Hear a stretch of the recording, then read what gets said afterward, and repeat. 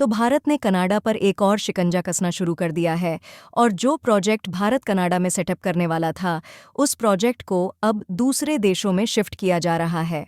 भारत ने हाल ही में कुछ प्रोजेक्ट रूस में भेज दिए हैं, जो कि कनाडा में सेटअप किए जाने थे। और जिस तरह से कनाडा अपने तेवर भारत को दिखा रहा है, उसके बाद भारत भी एक्शन मोड में आ चुका है।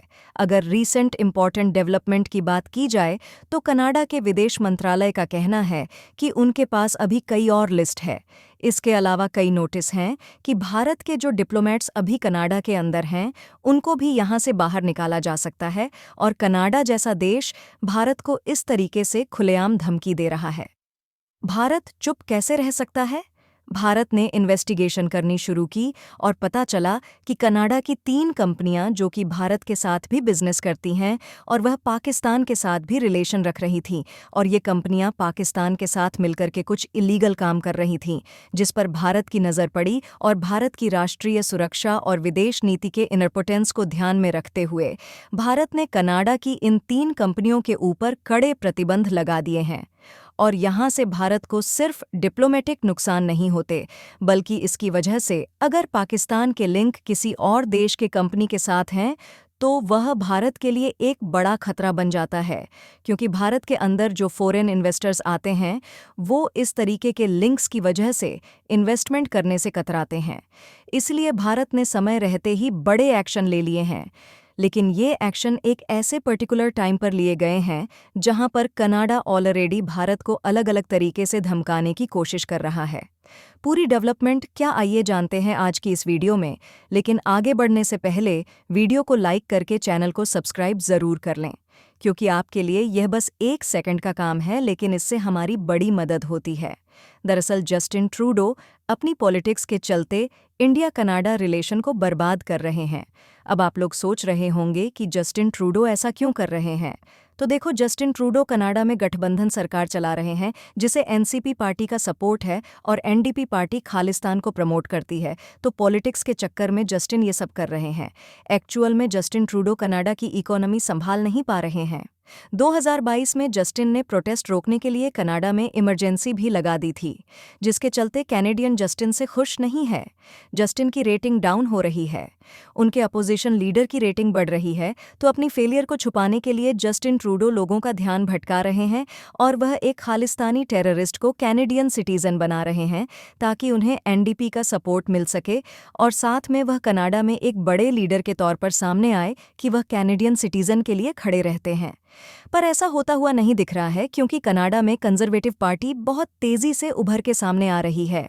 वह जस्टिन को चाइनीज एजेंट बता रही है और उनके फेलियर को सामने ला रही है।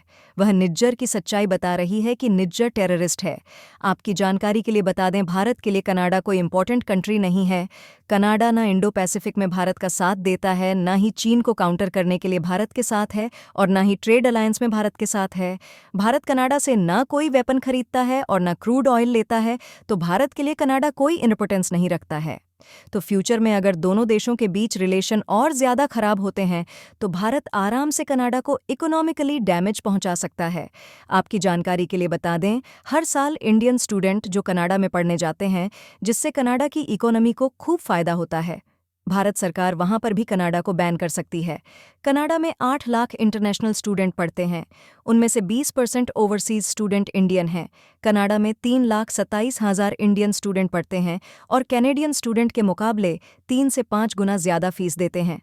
कनाडा हर साल इंटरनेशनल स्टूडेंट से $30 बिलियन कमाता है और उसमें 30% शेयर इंडियन स्टूडेंट का होता है। और जो पैसा इंडियन स्टूडेंट कैनेडियन यूनिवर्सिटीज़ को देते हैं, उन पैसों से कैनेडियन यूनिवर्सिटी कनाडा के स्टूडेंट को सब्सिडी देती है। इसके अलावा इंडियन स्टूडेंट लो वेजेस में कनाडा में काम भी करते हैं, जिससे कनाडा की इकोनॉमी को फ़ायदा होता है। इंडियन स्टूडेंट $15 पर आवर के हिसाब से हॉस्पिटैलिटी, रिटेल और बहुत से सेक्टर में काम करते हैं। तो अगर इंडियन स्टूडेंट लो वेजेस पे काम सामना करें तो कनाडा में लेबर कॉस्ट बहुत ज़्यादा बढ़ जाएगी और कनाडा में लेबर शॉर्टेज भी बढ़ जाएगी, क्योंकि कनाडा की आबादी सिर्फ 4 करोड़ है और कनाडा इमिग्रेशन पर ही बहुत ज़्यादा डिपेंडेंट है। तो अगर फ्यूचर में इंडियन गवर्नमेंट ने कैनेडियन यूनिवर्सिटीज़ पर रोक लगा दी तो इससे कनाडा की इकोनॉमी को बहुत लॉस होगा। 2015 में सऊदी अरेबिया के रिलेशन कनाडा के साथ ऐसे ही खराब हो गए थे।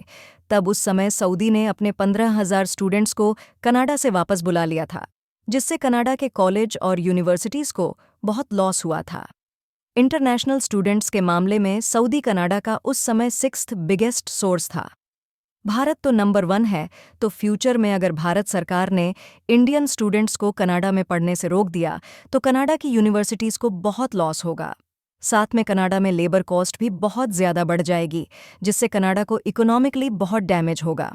लेकिन यह सब चीज़ें कनाडा को आने वाले 2-3 सालों में ही समझ में आ जाएगी कि जस्टिन ट्रूडो ने अपनी ईगो और पॉलिटिक्स के चक्कर में कनाडा का कितना बड़ा नुकसान कर दिया है।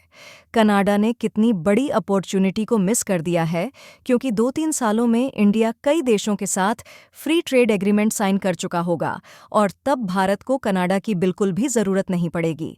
इंडिया और कनाडा के बीच $8 बिलियन का ट्रेड होता है और दोनों देश 4-4 बिलियन डॉलर एक दूसरे को एक्सपोर्ट करते हैं। दोनों देशों के बीच ट्रेड बैलेंस है। पर अगर कनाडा और भारत के बीच फ्री ट्रेड एग्रीमेंट साइन हो जाता तो दोनों देशों के बीच ट्रेड $33 बिलियन इंक्रीज होता। मतलब अभी दोनों देशों के बीच ट्रेड $8 बिलियन होता है। यह बढ़कर $15 बिलियन तक हो जाता और इससे कनाडा की जीडीपी को $8 से $9 बिलियन तक का फायदा होता। पर अब यह डील कई सालों तक होती हुई नहीं दिख रही है, तो इससे कनाडा को ही इकोनॉमिक लॉस होने वाला है, क्योंकि भारत कनाडा का लार्जेस्ट ट्रेडिंग पार्टनर है। वहीं कनाडा भारत का 3rd लार्जेस्ट ट्रेडिंग पार्टनर है। कनाडा से ज़्यादा ट्रेड तो भारत नेपाल के साथ करता है, तो इससे यह पता चलता है कि कनाडा भारत के ऊपर ज़्यादा डिपेंडेंट है। भारत कनाडा से एनर्जी प्रोडक्ट जैसे कि कोल कोक इंपोर्ट करता है। वहीं कनाडा भारत से consumer goods, garments, engineering product, pharma product, auto parts, electronic item import करता है। भारत आराम से अपने इंपोर्ट को कनाडा से डाइवर्सिफाई कर सकता है। भारत कनाडा की जगह रशिया से कोल फर्टिलाइज़र इंपोर्ट कर सकता है, पर कनाडा भारत के साथ ऐसा नहीं कर पाएगा, क्योंकि कनाडा भारत से जो आइटम इंपोर्ट करता है उस प्राइस में उसे वो आइटम और किसी भी देश से नहीं मिलेगा। बांग्लादेश गारमेंट के लिए ऑप्शन बन सकता था, पर अब बांग्लादेश से ही बहुत सारी कंपनीज भारत आ रही हैं, तो फ्यूचर में भारत आराम से कनाडा से अपने इंपोर्ट को कम कर सकता है और इससे कनाडा को ही इकोनॉमिक लॉस होगा। इसके अलावा भारत और कनाडा आपस में खूब इन्वेस्टमेंट करते हैं। कनाडा हाई रिटर्न कमाने के लिए भारत के स्टॉक मार्केट में अपना पेंशन फंड इन्वेस्ट करता है। भारत चाहे तो जिस तरह उसने चीन को इंडियन स्टॉक मार्केट में निवेश करने से रोका है, उसी तरह वो कनाडा के साथ भी कर सकता है। कनाडा पेंशन फंड ने इंडियन स्टॉक मार्केट में $70 बिलियन इन्वेस्ट करके रखा हुआ है।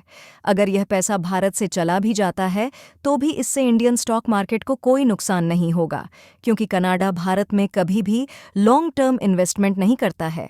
जैसे ही कनाडा को इंडियन स्टॉक मार्केट से अच्छा रिटर्न मिल जाता है, वो अपना पैसा मार्केट से निकाल लेता है। कनाडा भारत में लॉन्ग टर्म इन्वेस्टमेंट के मामले में बहुत पीछे है। फिलहाल इस वीडियो में इतना ही। जल्द ही मिलते हैं एक और बेहतरीन वीडियो के साथ। तब तक के लिए वीडियो को लाइक, शेयर और चैनल सब्सक्राइब ज़रूर कर लें। धन्यवाद। जय हिंद, जय भारत।